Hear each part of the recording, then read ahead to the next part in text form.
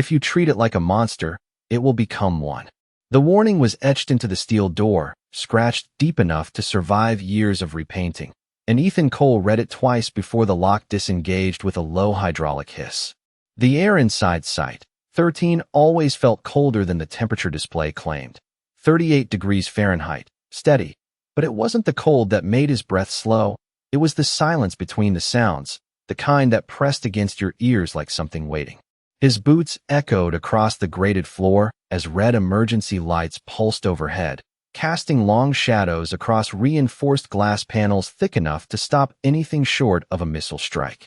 Agent Cole, the voice in his earpiece crackled, flat and distant, maintained visual only. No sudden movements. No direct engagement. He didn't answer. He was already 10 feet from the containment chamber. The glass was scratched from the inside, not shattered, not even cracked, just marked, like something had tested it and decided to stop. Inside, she stood motionless. Naira Vexis. That was the name in the file. No rank. No species classification beyond a redacted block that took up half the page. 8 feet tall, maybe more, her posture straight despite the restraints circling her wrists and ankles, metal bands humming faintly with a low-frequency charge. Her skin caught the light in gradients of deep blue and soft indigo, like ocean water just before a storm. And her eyes, they didn't wander, didn't scan, didn't react to the guards stationed along the perimeter. They were fixed on him. That's not normal, someone whispered over comms. Ethan ignored it. He stepped closer. 8 feet. 6. 4. The floor sensors blinked amber beneath his boots, tracking every inch. He didn't raise his weapon, didn't reach for the sidearm strapped to his thigh. Instead, he set the tray down on the marked line just outside the chamber threshold. Standard rations. Water. No sedatives. He had read the note buried in the report. Subject refuses intake under chemical influence. He straightened slowly. Naira didn't move. For a second, nothing happened. Then she did. One step. Silent. The restraints tightened automatically with a soft metallic pull, but she didn't resist them. She just walked forward until she stood inches from the glass. Close enough that he could see the faint condensation of her breath against it. Close enough that he could see hesitation. Not fear. Not anger. Something else. Ethan tilted his head slightly, studying her the same way she studied him. You're not what they say, he murmured, more to himself than anyone listening.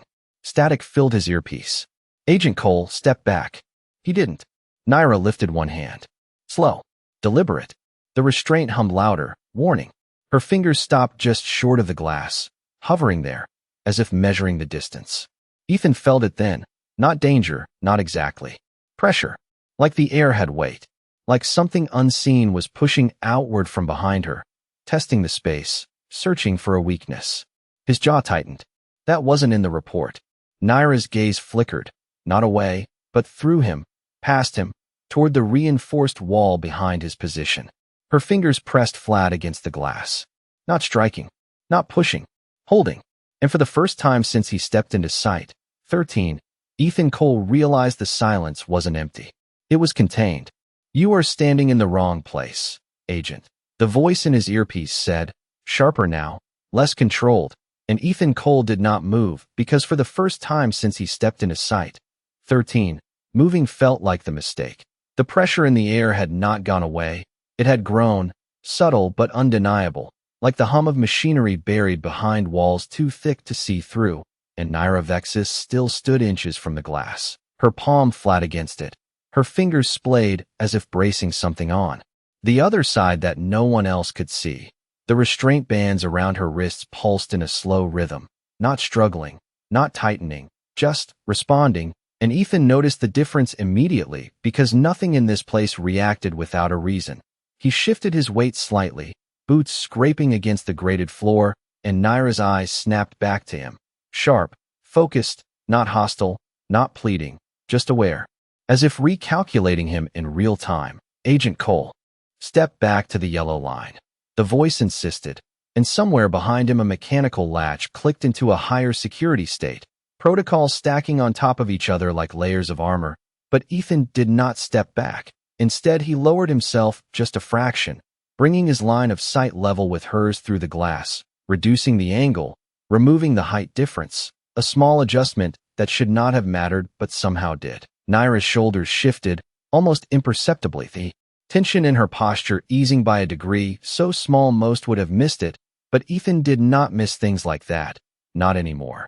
"You are holding something," he said quietly, not expecting a response, not expecting anything except silence, because that was what the file had promised, nonverbal, non-cooperative, unpredictable, and yet the moment the words left his mouth, the hum changed, just slightly, a fluctuation that rippled through the floor beneath him and up through the reinforced frame of the chamber. Naira's fingers pressed harder against the glass, not striking, not testing, but anchoring, like someone pushing back against a door that wanted to open the wrong way. The monitors behind him flickered, numbers shifting, readings adjusting faster than the system could smooth them out, and a second voice cut in over comms, colder, more clinical. "We are detecting internal variance. Agent Cole, you are too close to the containment threshold." He exhaled slowly, eyes never leaving hers. "It is not trying to get out," he said, more certain now, the pieces aligning in a way the report never allowed. "It is trying to get past her." Silence answered him for half a second, then a burst of static as if the system itself rejected the idea. Naira's gaze did not change, but something behind it did, a flicker, not emotion, not fully, but recognition, like a lock turning one notch in the dark. Ethan raised his hand slowly, mirroring her position, stopping just short of the glass, leaving inches between his palm and the surface, and for a moment nothing happened. Then the pressure stabilized, not gone, not solved, but contained, balanced between 2 points instead of one. The lights overhead dimmed for a fraction of a second before returning to their steady pulse. And in that brief dip, Ethan saw it. Not clearly, not fully, but enough, a distortion in the air behind Naira, like heat rising off asphalt in summer, bending the light, shifting the edges of her silhouette. He did not step back. He did not call it out. He just stood there, hand raised, breathing steady, while the thing no one had mentioned in the file pressed quietly against the boundary of her body, and Naira. Vexus held it in place without making a sound. "You were never meant to see this," the voice whispered through his earpiece, quieter now, almost careful, as if lowering its tone could contain what was already slipping through the cracks, and Ethan Cole kept his hand steady against the invisible line between him and the glass, feeling the subtle vibration in the air like a second heartbeat layered beneath his own. Naira Vexus did not move, but the strain in her posture was no longer something you had to look for. It was there in the slight tremor along her shoulders, in the way her fingers pressed harder against the surface as though the glass itself had become her anchor point. The distortion behind her shifted again, more defined now, not a shape but a presence, bending light in slow, uneven waves that made the edges of the chamber ripple as if reality itself had softened. "Agent Cole, disengage immediately." The second voice returned, sharper, authoritative, but there was something underneath it now, something that did not belong to command, something closer to uncertainty. Ethan inhaled through his nose, the air dry, metallic, filtered 1,000 times before it reached his lungs, and he did not step back, because stepping back meant leaving her alone with it, and every instinct he had said that was the one thing she could not afford. "How long?" he asked, his voice low, controlled, directed at the glass, at her, not at the people listening. There was no reply at first, only the hum of the restraints and the faint fluctuation of the chamber's energy field. Then Naira's eyes shifted, not away from him, but deeper, as if looking past the surface of things into something only she could see. And for a brief second, Ethan felt it too. Not clearly, not fully, but enough to understand that whatever was behind her was not contained by walls or locks or protocols. It was contained by her. Subject stability declining. The system announced in a neutral tone that did not match the rising tension in the room. Numbers scrolling across the side monitors faster now. Red indicators blinking in patterns that no longer followed standard sequence. Ethan's jaw tightened as he processed it, the gap between the official report and reality widening with every second. "They told me you were the threat," he said quietly, his eyes fixed on hers, searching for any sign that he was wrong, any indication that the file had been even partially accurate.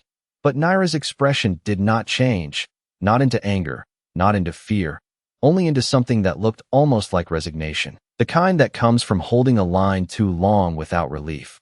Her hand shifted slightly against the glass, sliding an inch to the side, and the pressure in the air surged for a fraction of a second before stabilizing again, stronger than before, heavier, like a door being pushed from the other side with increasing insistence. Ethan felt it in his chest now, a subtle compression that made each breath just a little more deliberate, and he understood then that this was not a temporary state. This was a failing system, not the facility, not the restraints, but the living barrier standing in front of him. Agent Cole, the first voice returned, softer now, almost hesitant. You are interfering with containment protocol. And Ethan let out a slow breath, eyes never leaving Naira as he answered. No. His voice steady, certain. I am the only thing in this room that is not.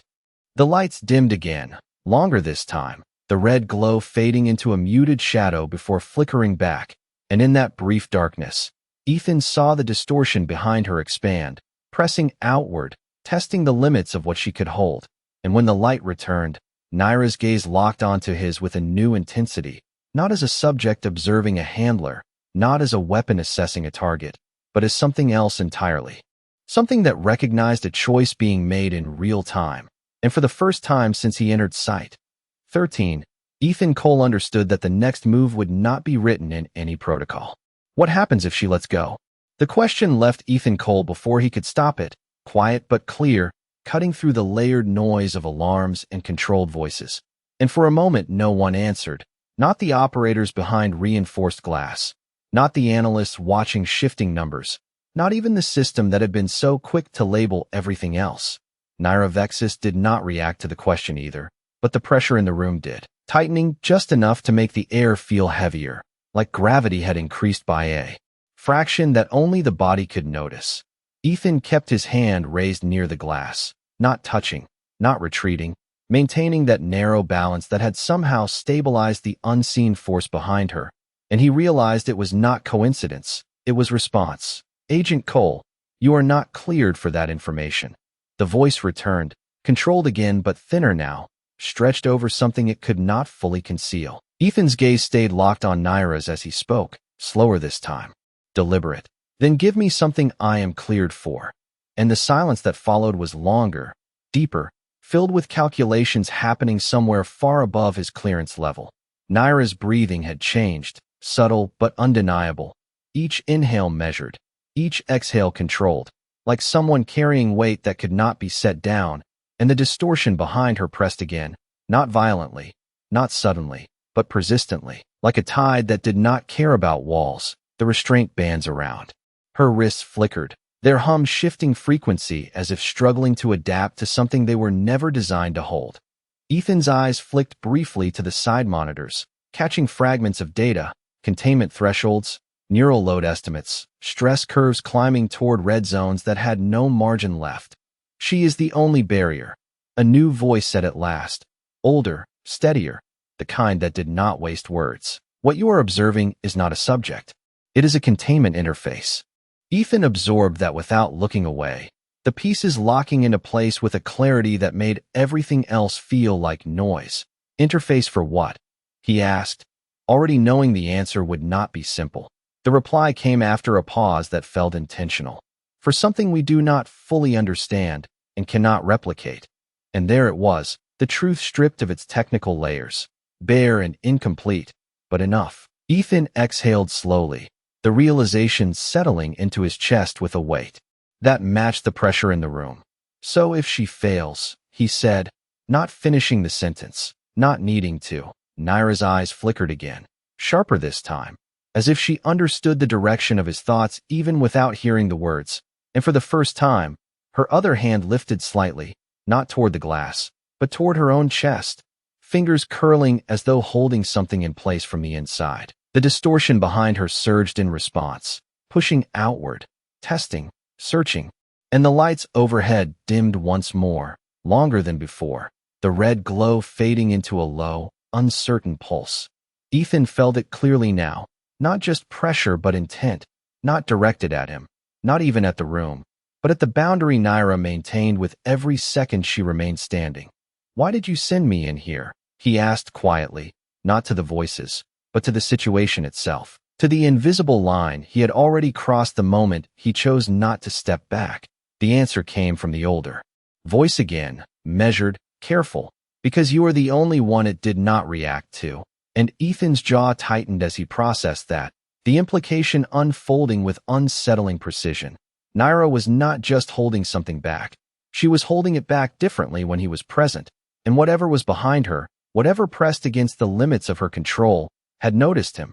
Ethan lowered his hand slightly, just an inch, testing the balance, and immediately the pressure shifted, sharper, less stable, a warning written not in words but in sensation. He raised it back to its previous position without hesitation, and the room steadied again, fragile but intact. Naira's gaze did not soften, not warm, but it changed, the distance between them narrowing in a way that had nothing to do with physical space. And for the first time, Ethan understood that he was no longer just observing containment. He was part of it. "Then we do not pull her out," Ethan said quietly. And this time the silence that followed was not confusion. It was resistance, layered and immediate, like a system rejecting an unauthorized command before it was even fully spoken. The older voice returned first, sharper now. "Agent Cole, that decision is not yours to make." But Ethan did not look away from Naira Vexis as he answered, because the truth was already written in the way she held herself, in the slight tremor running through her arms, in the way her breathing stayed controlled even as the pressure behind her built in steady waves. "You already made it," he replied, his voice steady, grounded. "The moment you put her in here alone." And the monitors to his left flickered again, numbers spiking and recalibrating as if reacting to more than just internal strain. Naira's gaze sharpened, not in anger, not in defiance, but in something closer to acknowledgement, as if the words had reached a place deeper than sound. Ethan adjusted his stance slightly, aligning himself more squarely with her position, shoulders level, breathing matched to hers without thinking about it. Instinct overriding protocol in a way he could not explain but did not question.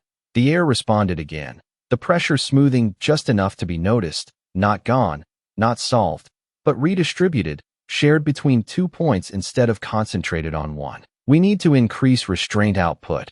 Another voice cut in, urgent now, her load is exceeding projected tolerance, and Ethan's jaw tightened at that, eyes flicking briefly to the side where the restraint bands pulsed with rising intensity, their hum climbing into a higher frequency that made the edges of the room feel sharper. "No," he said immediately, before the command could be executed, and this time there was no hesitation in his tone, no uncertainty, just certainty shaped by what he had already seen. "You push those restraints any higher, you break her." Concentration. And the words hung in the air, heavy, challenging, forcing the room to confront a possibility none of them wanted to admit.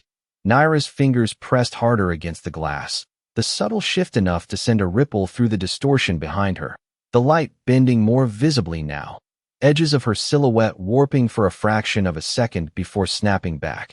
Ethan felt it in his chest again, that second heartbeat. Stronger now, more insistent, not directed at him, but aware of him, like something testing the boundaries of his presence. "Agent Cole," the older voice said again, quieter now, but more dangerous. "You are assuming intent where there is none." And Ethan let out a slow breath, eyes never leaving Naira as he answered. "No," he said softly. "I am recognizing it." And for the first time, Naira's expression changed, not dramatically, not in a way that could be easily measured, but enough. A subtle softening at the edges of something that had been rigid for too long, like a structure under constant strain finally finding a point of support. Her other hand tightened against her chest, fingers curling inward, as if holding something in place from within, and the distortion surged again, pressing outward, testing, searching for a weakness that was no longer just hers to defend. Ethan raised his hand a fraction higher, closing the invisible gap between his presence and the boundary she maintained. And the effect was immediate, the pressure stabilizing, the surge dampened, not eliminated but controlled. The monitors reflected it seconds later, numbers dropping out of critical range, alarms shifting tone from urgent to cautious, and the room fell into a new kind of silence, not empty, not safe, but balanced. Naira's eyes held his, unblinking, steady, and for the first time since he had stepped into sight. 13. Ethan Cole understood that this was not about controlling a threat. It was about sharing a burden, and somewhere behind her, the unseen presence pressed once more against the limits of that fragile equilibrium, as if learning, as if adapting, as if waiting for the moment one of them would finally let go. You feel it too, do not you? The voice did not come through his earpiece, did not echo through the speakers, did not register on any system in the room. And yet Ethan Cole heard it as clearly as his own thoughts, low and steady, not spoken in sound but in presence, and for a fraction of a second his breath caught before he forced it back into rhythm, refusing to break the balance he had just helped stabilize.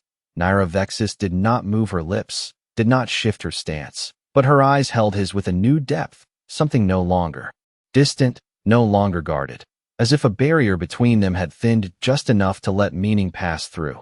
The pressure in the air pulsed again, softer this time, not pushing outward with the same force but circling, probing, like something testing the edges of a structure it had not yet decided to break.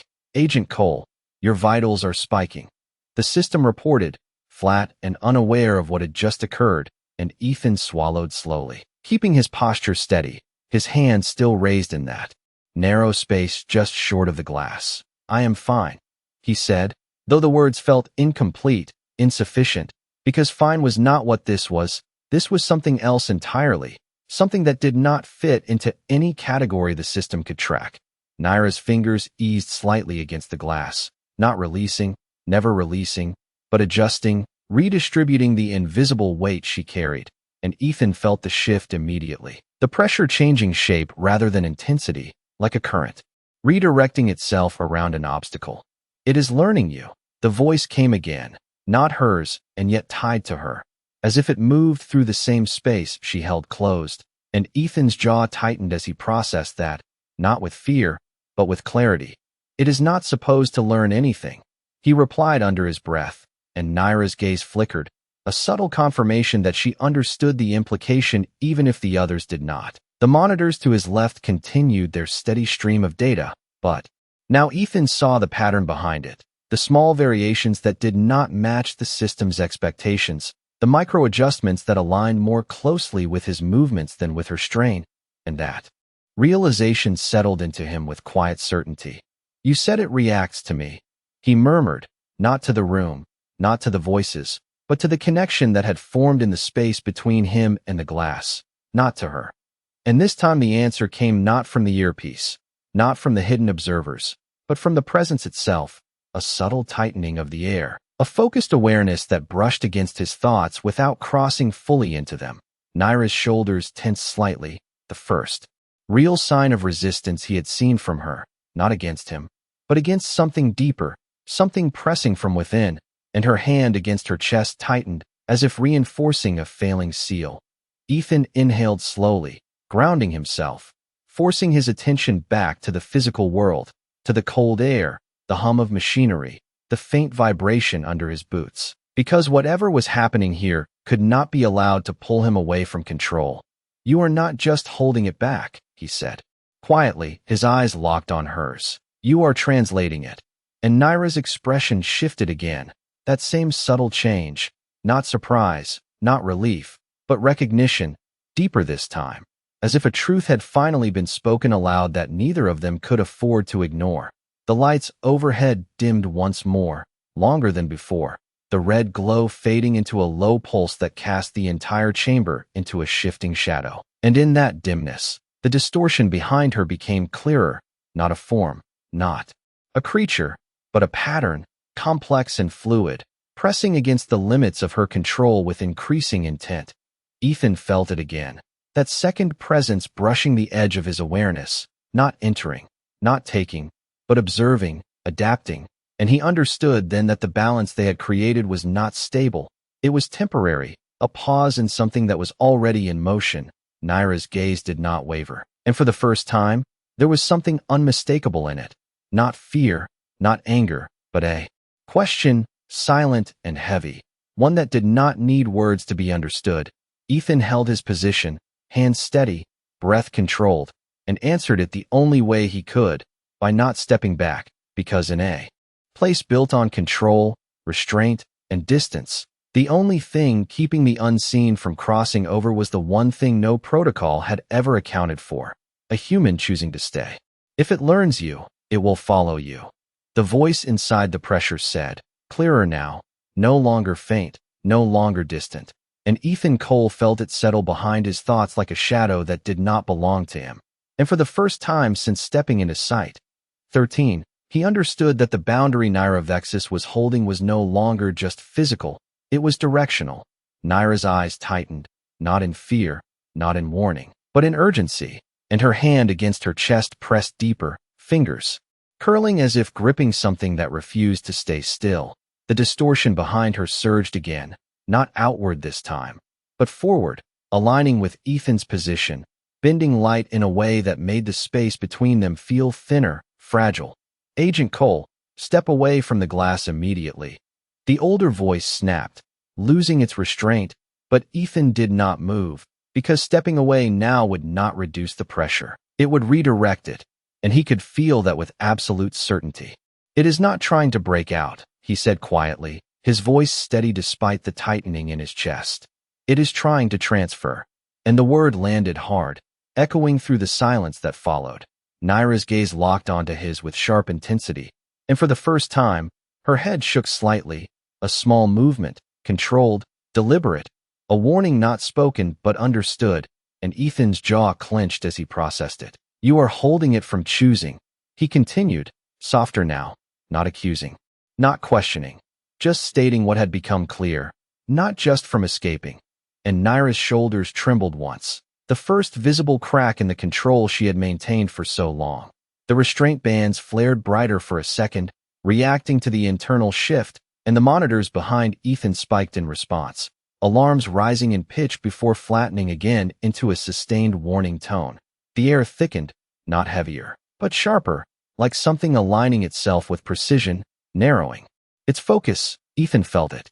Then, not just pressure, but attention directed at him, studying him, mapping him, and the realization hit with quiet force. If it could not pass through her, it would try to pass through him.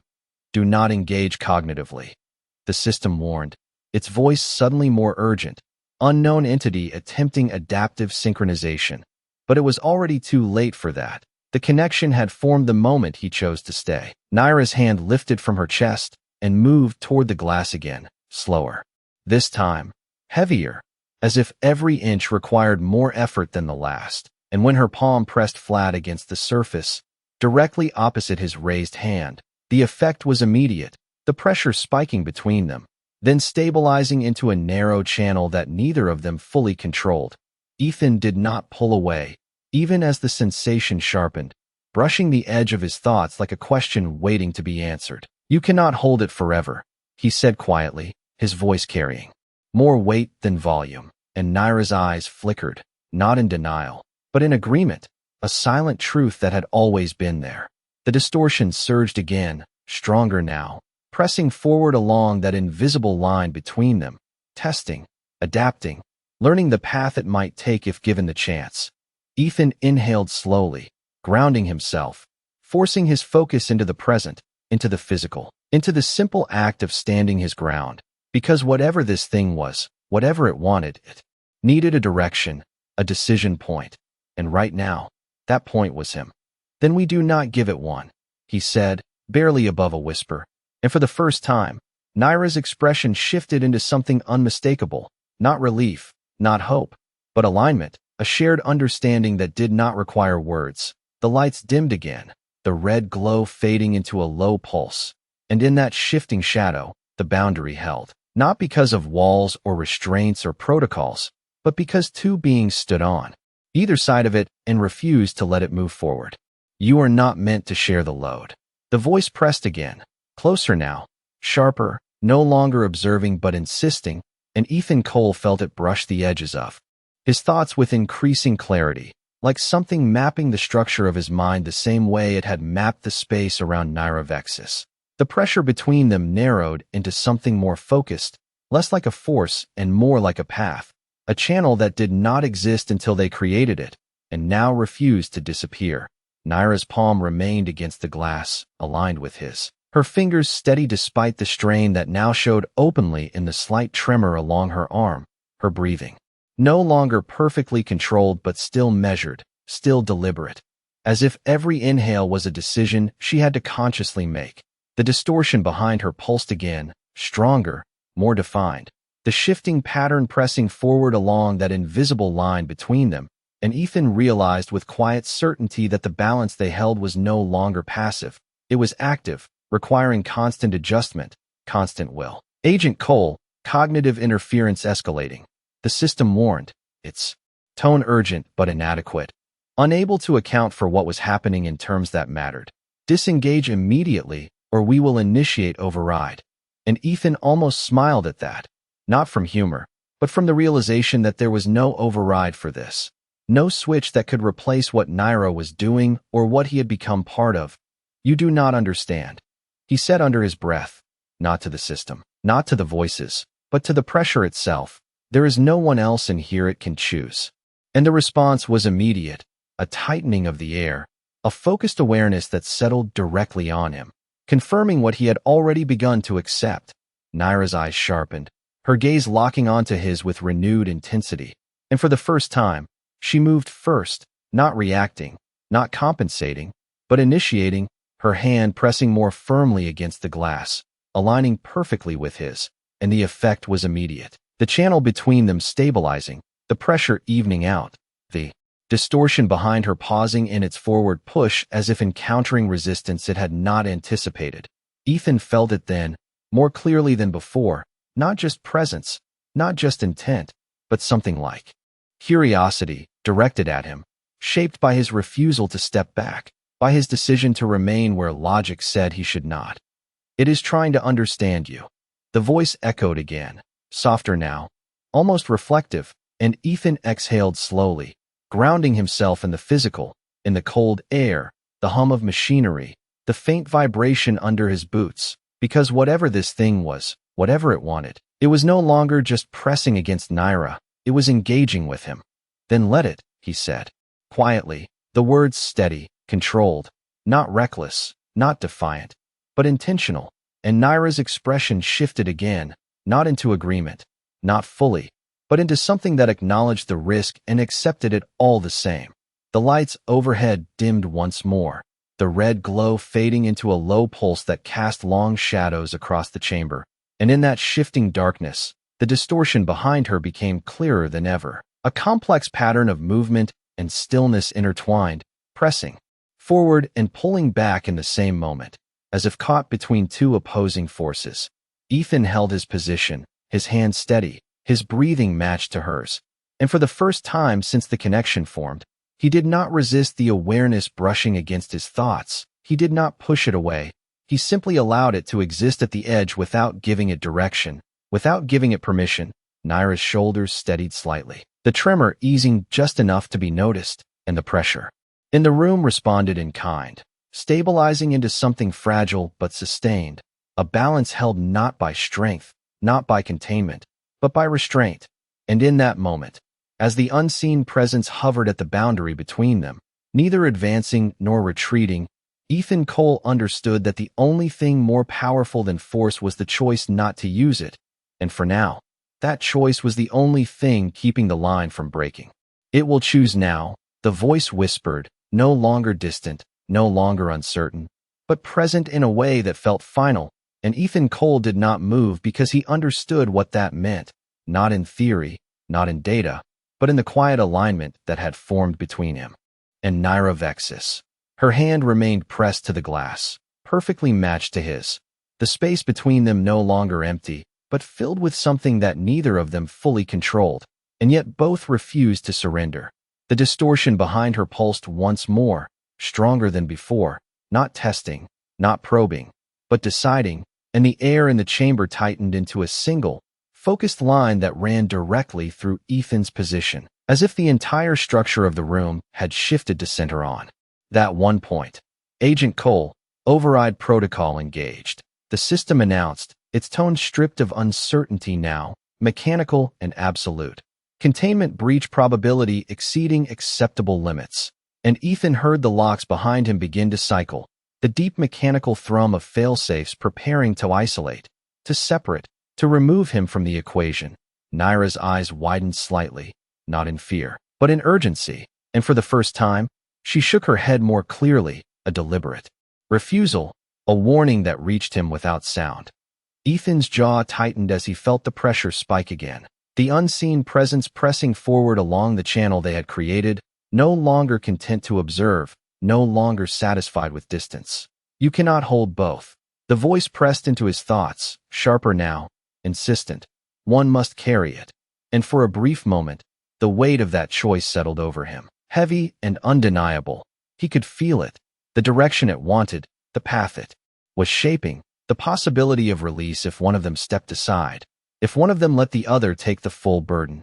Ethan exhaled slowly, grounding himself, feeling the cold air in his lungs, the steady rhythm of his heartbeat, the solid presence of his own body in a space that was trying to become something else. No, he said quietly, and the word did not push, did not resist. It simply existed, firm and unyielding, and Naira's gaze locked onto his with a clarity that needed no translation. Her hand pressed harder against the glass, and for a moment, the strain in her posture became visible in a way it had not before, the subtle tremor returning, the controlled breathing tightening, and Ethan understood that she was at her limit, that whatever she had been holding alone was now beyond what one being could contain. The distortion surged, the pattern behind her expanding, pressing forward with intent that could no longer be mistaken for curiosity, and the lights overhead dimmed to their lowest point. The chamber cast into a deep red shadow that made the boundary between them feel almost invisible. Ethan did not step back. Instead, he moved forward, closing the last inch of space, his palm pressing fully against the glass, aligning completely with hers, removing the distance that had defined every protocol in this place. The effect was immediate, the pressure collapsing inward for a fraction of a second before stabilizing in a new form, not divided, not transferred, but shared. The unseen presence surged once more, testing the new configuration, searching for weakness, and found none, because there was no single point left to break.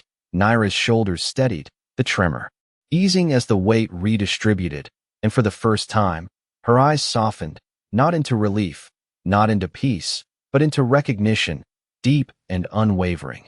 The system alarms shifted, tones recalibrating as readings fell into unexpected patterns, not within normal parameters, but no longer critical, no longer escalating. Containment stable. The system reported after a pause that felt almost uncertain, as if it did not fully understand the state it was observing. Ethan kept his hand against the glass, his breathing steady, his focus unbroken, and the presence at the edge of his awareness withdrew slightly, not gone, not defeated, but contained within a boundary it could not redefine. Naira held his gaze for a long moment, then slowly, deliberately, lowered her head, not in submission, not in defeat, but in acknowledgement, and in the quiet that followed. As the red light steadied and the pressure settled into something sustainable, Ethan Cole understood that nothing in the files, nothing in the protocols, had prepared them for this, because the solution had never been control, it had been connection, and somewhere deep within the containment field, the unseen presence stilled, not because it had been overpowered, but because, for the first time, it had been understood.